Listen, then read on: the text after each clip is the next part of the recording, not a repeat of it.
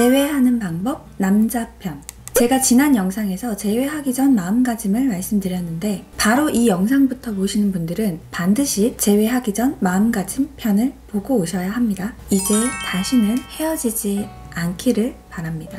제외하는 방법은 제외를 원하는 사람이 남자인지 여자인지에 따라서 차이가 조금 있는데요. 우선 이번 영상은 제외하는 방법 남자 편입니다. 전 여자친구를 못 잊고 있는 당신에게.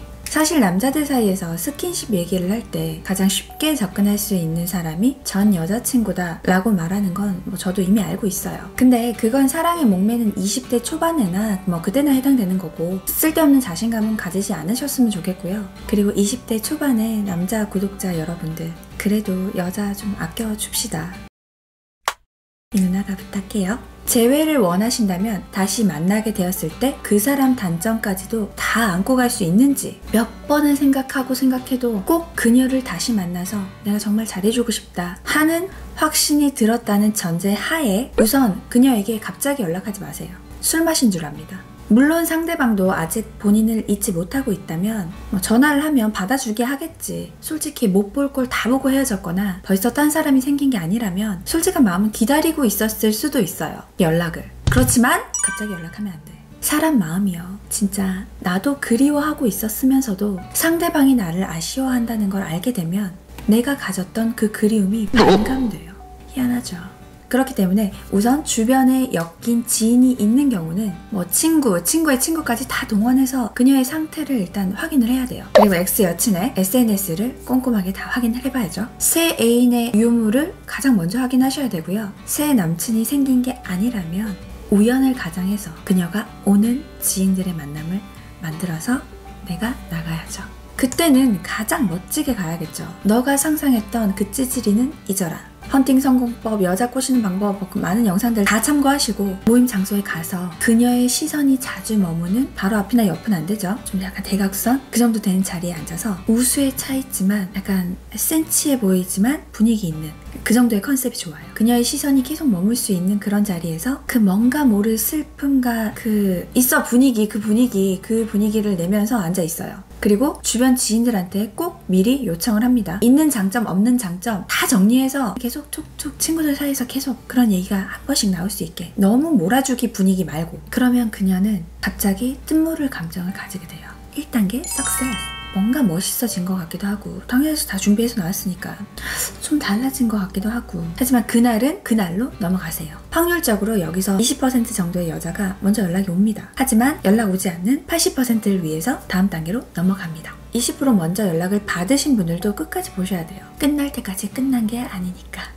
이제 한번 만났잖아요. 그럼 그녀한테 슬쩍 연락을 해봐도 되겠죠? 연락의 끈이 닿았다면 이제 그때부터는 그녀의 얘기를 많이 들어주고 그녀가 싫어했던 행동들을 대놓고 의식하면서 아 맞다, 너 이런 거 싫어했지, 이런 식. 아직도 내가 너에 대한 걸 다 기억하고 있다는 느낌을 줘야 돼요. 그러면서 한때 우리가 즐거웠을 때 그때 얘기를 툭툭 던져주세요. 그럼 그녀는 뭔가 모르게 달라지면서 노력하고 있는 그런 남자의 모습과 예전에 즐거웠던 그때의 모습이 떠오르면서 이 남자 좀 멋있어진 것 같다 라는 생각을 하게 돼요.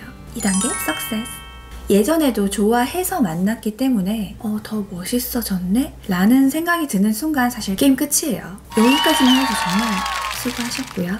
이제 대망의 3단계 진심 표현. 이건 좀 약간 진지해도 돼요. 몇 번을 고민했던 순간들, 다시 만나서 사랑하고 싶은 이유들, 왜 너여야만 하는지 진심으로 다가가 보세요. 그녀도 2번 다시 이 남자를 잃고 싶지 않아서 더 조심스럽게 다가올 거예요. 깨진 그릇은 어떻게? 새로 만들어야 된다고 했죠. 3단계까지 완료했다면 이제 새로운 그릇을 만들어서 다시 시작하면 됩니다.